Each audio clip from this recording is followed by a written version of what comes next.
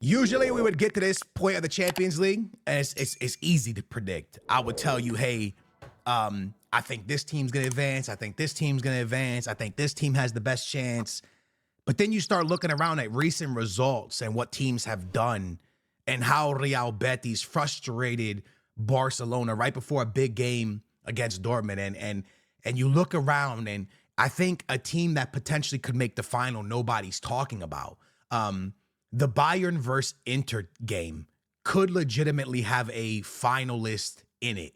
And we're all avoiding it because we all think and we all have seen that Barcelona seems to be the best team in Europe. They press the best, they're organized the best, they play well as a unit. But we've also seen Real Betis be able to frustrate that. Now, the problem with that is that Barcelona hasn't lost in 2025. They might have dropped points, but they haven't lost in 2025, which brings the question, can anybody beat them? Can somebody finally hand their first loss in 2025? Now, with that being said, they're playing Dortmund. Now, for me, let's talk about this game first.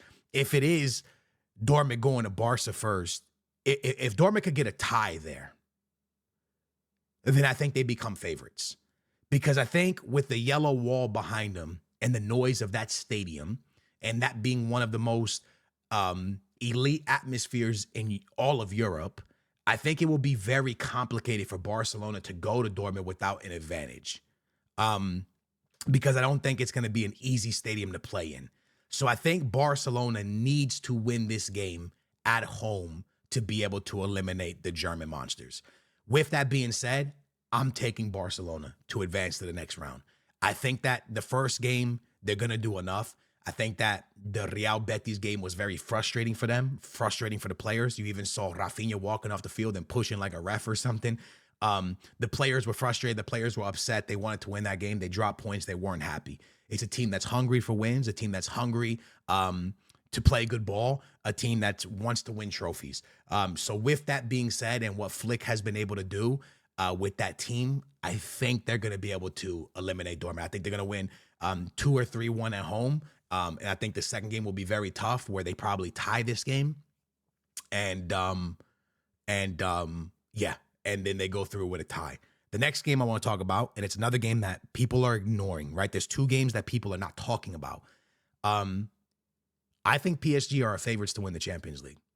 They're the only team in the Champions League right now, pretty much, that can just rest their entire team, the rest of the league. They have won their league already. It's done. They don't even have to worry about anything when it comes to France anymore. They're done. Where Bayern can't, because Bayer Leverkusen is, I believe, like 6 points back or something in the Bundesliga. So you really can't rest when it comes to that. And Inter Milan has a lead of 1 point over Napoli. So you can't rest, right? So with all that being said, PSG, with all the hard schedule that happened this year, with all the amount of games that these players have on their legs, they're the only team, lads, in all of Europe that can rest their players and not have to focus on the French league. So with that being said, I think that that's a massive advantage. And if PSG can get by the first Aston Villa game, going forward, lads, they can rest players, like I'm telling you, and they can go fresh into that next Aston Villa game. They can go fresh into the next round, the semifinals. They can go fresh into every game, which is an advantage over every single team in all of the European championship right now, and all the UCL. I think that's a humongous deal, lads. Maybe y'all are not going to agree with me. I'm like, skills, it doesn't matter. To me, I think it's a big deal. So I do think that PSG is a massive favorite. And I do think they're going to get by Aston Villa, because I think that Luis Enrique just has this team playing way too well. Way too well. We saw in the last round, this team is not a easy team to beat. Dembele is in really good form. Nobody's really talking about him because he's not playing for Madrid or Barcelona or Man City or one of the big European teams everybody talks about. Nobody's talking about how great Dembele's been for PSG, how he's injury-free this year. and just playing out of his mind, right? So this team has an amazing midfield with João Neves and Vitinha. This team has a strong structure. Luis Enrique is one of the best managers in football. And I truly, truly believe that if they get by Aston Villa, they should be considered one of the major favorites simply because they can rest all their players, which is a massive deal. I'm going to take PSG over Aston Villa. It's not going to be an easy game. I think Aston Villa is going to work that ass. I think they're going to be very, very, very, very good. But I do think PSG will see them through and get past. So I got Barcelona going through. I got PSG going through. There's going to be an upset somewhere, right? This Inter Bayern game is the most 50-50 game out of all of them, I think. I think it's the most 50-50 game. There's something about Italian stallion defending. When Italian teams start to defend, it's hard to break down. I truly don't know who's going through here. I truly don't know who's going through. If I'm going to keep it real with you, I think it comes down to the first game. If Bayern cannot put 2 or 3 goals in against Inter at home, I think they lose in Italy. If Inter can pull off a masterclass in Germany, because I think the first game's in Germany, if they can pull off a masterclass in Germany, and if they can defend well, maybe counter a goal, then I think Inter's going to see this through. And honestly, if I had to really choose based off the recent success of Inter in the Champions League, I'm going to say Inter. They have a good striker in Martinez. Haven't watched a lot of Inter this year, if I'm being fully honest with you, but I also haven't watched a lot of Bayern. I watch a lot of Premier League, watch a lot of La Liga, a lot of the Portuguese league. I've probably watched more PSG this year than I've watched Bayern or Inter, which is kind of crazy. But PSG is just a team that's interesting to watch because they lost all their superstars and they're just playing so well. So anyways, I don't know who's exactly going to go through here. Sorry. But I'm going to choose Inter based off their recent success in the Champions League. I'm going to take Inter. I don't think Bayern are as strong as they usually are. So I'm going to go Inter Milan. I don't know if I made a big choice there. Tough choice. Then the big one, Arsenal, Real Madrid. If the Real Madrid from the past couple weeks shows up, Real Madrid's going out. Keep it honest with everybody.